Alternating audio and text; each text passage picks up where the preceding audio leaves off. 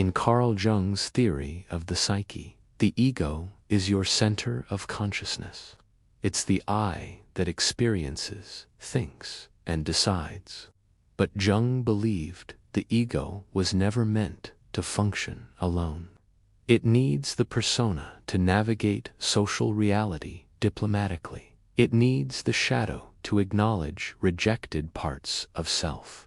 It needs connection to the unconscious for depth and wisdom. But what if someone had only the ego?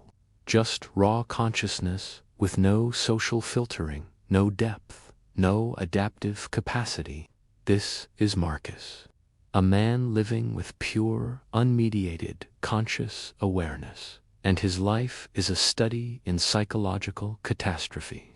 Marcus wakes up at 6:15 on a Monday morning, and his first thought is completely authentic. He's thinking about how much he doesn't want to go to work today. This might sound normal, but notice what's missing. There's no secondary thought about how he should feel or what would be appropriate to feel. Just the raw, conscious experience.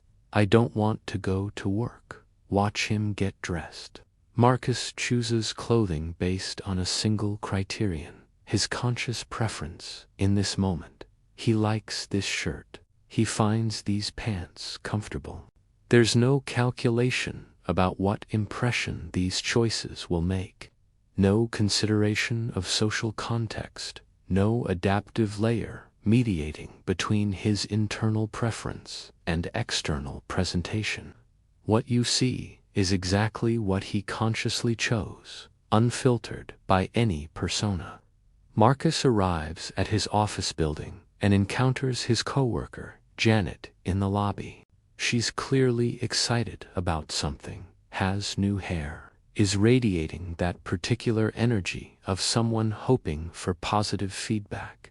She asks Marcus what he thinks of her haircut, and here's where we see the ego operating without a persona to mediate its expression. Marcus looks at her hair. His ego processes the visual information and generates an honest assessment. And that assessment comes out of his mouth unfiltered. It doesn't suit your face shape, and it ages you. He's not trying to be cruel. Cruelty requires some awareness of social impact, some theory of mind about how words land emotionally. Marcus simply has his ego perceiving truth, and his mouth expressing that truth with no social translation layer in between. Janet's face falls. The lobby goes quiet. Colleagues stop and stare. Marcus is genuinely confused by this reaction, because from his ego's perspective, he just answered a direct question honestly. His conscious mind perceived, analyzed, and reported.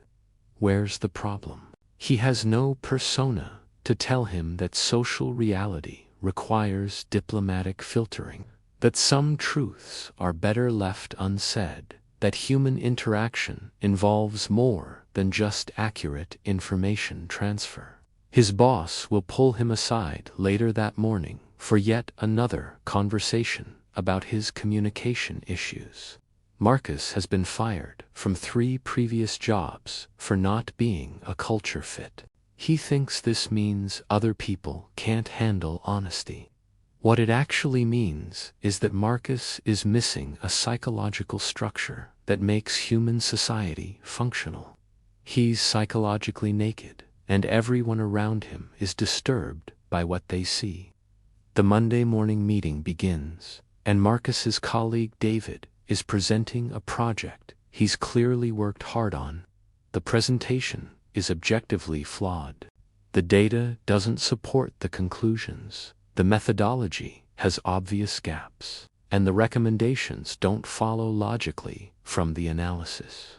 Everyone in the room can see these problems, but watch what happens when David asks for feedback. Marcus's colleagues all have functioning personas that mediate between their conscious assessment and their verbal response. They say things like, "Interesting approach. Maybe we could refine the methodology," or "I appreciate the effort. Let's discuss some refinements." These statements aren't lies. They are socially filtered truth, delivered through diplomatic channels that preserve David's dignity while still addressing the issues. Marcus's ego has processed David's presentation and arrived at a clear, conscious conclusion. When David asks for feedback, Marcus simply reports what his conscious mind has determined: that presentation was completely wrong. Your data is flawed, your methodology is nonsense, and you clearly didn't understand the assignment. Every word is technically accurate. Every word is socially catastrophic. The room freezes. David looks like he's been physically struck. Marcus's boss is already mentally updating his performance improvement plan, and Marcus sits there genuinely baffled by everyone's reaction.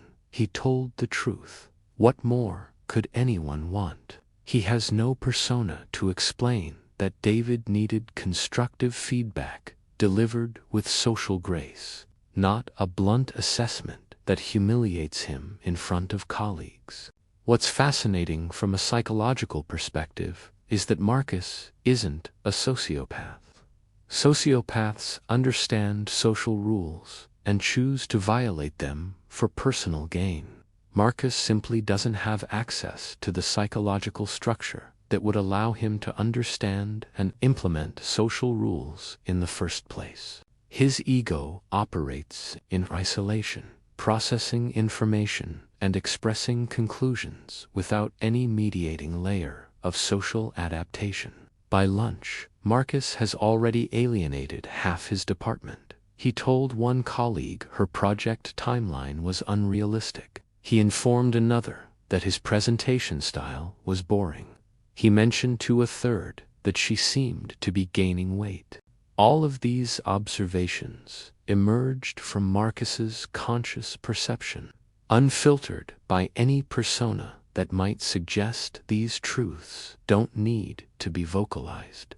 Research on social cognition shows that functional human interaction requires what psychologists call a theory of mind: the ability to model what others are thinking and feeling, to predict how they'll react to your words, to adjust your communication accordingly. Marcus has a theory of mind in the sense that he intellectually understands other people have internal states, but he has no persona to translate that understanding into appropriate behavior. His ego perceives and reports. That's the full extent of his social capacity.